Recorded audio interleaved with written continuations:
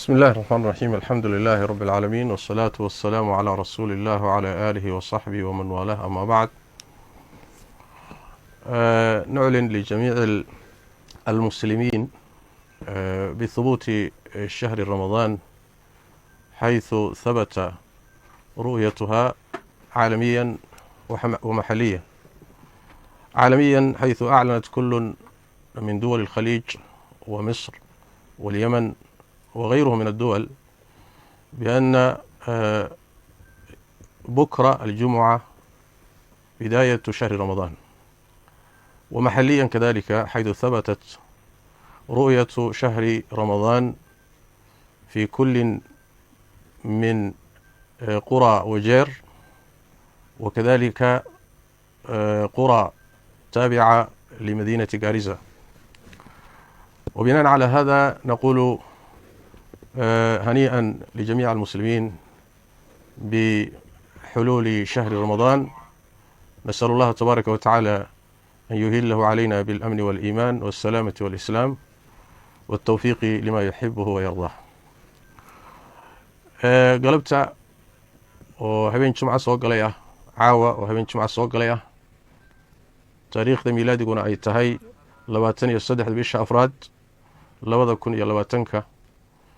waxaa sugnaatay aragtida bisha ramadaan oo caalamkana meelo badan laga arkay, dowlado badan iclaamiyeen sida Sacuudiga, Kuwait, Imaaraadka, Yemen, Bahrain, Masar, dowlado far badan iclaamiyeen.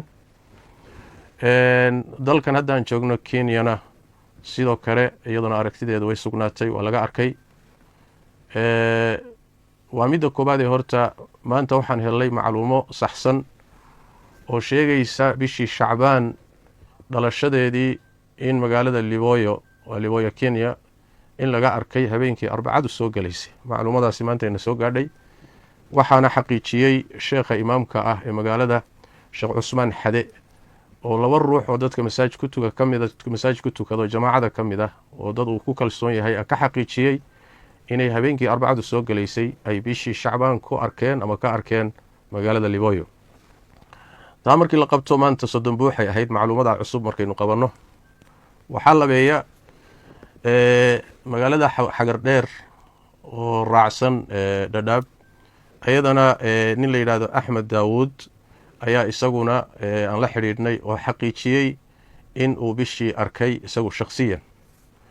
waxaa intaa dheer magaalada Wajeer tuulo ka mid oo iyadana la yiraahdo Duqsi ama Duqso muxuu ahay oo basaad dhasheeg raacsan ayaa iyadana waxaa arkay imaamkii masaajidka tuuladaas iyo dad aad u fara badan oo dadkii meesha ku tukaday oo ilaa 20 gaadhaya. imaamkii baan la hadalay, sidoo kale culimo kale oo meesha joogtay oo khuruuj ku joogto tabliiq iyagana way noo soo sheegeen. meeshana bishii waa laga arko dad aad u fara badan ba arkay dadkii tuulada ku tukaday masaajidka. marka sidaas ama soddon buuxa ha noqoto maanta ama aragti toosaba ha la arko galabta, sidaasay bishii uga sugan tahay aragtideedu dalka Kenya gudihiisa. caalamiyanna waa taan soo tilmaanay. sidaas daradeed inagoo arrimaha wax ku dhisayna berri insha Allah tacaala oo jumco waa maalintii ugu horeysay bisha Ramadaan. waana soomaynaa insha Allah tacaala. caawa jumco bay inoo bilaabatay, berri oo jumcana insha Allah tacaala soonka inooga bilaaban doona.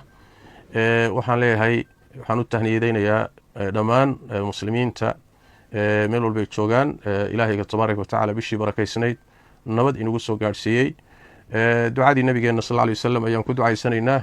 ilaahay tabaaraka wa tacaala nabadgeliyo iyo amaan iyo iimaan Allah inoogu dhaliyo, illana tabaaraka wa tacaala khayrkeeda hayna waafajiyo. ducadii nabigeena macnaheedu sidaa ahaa.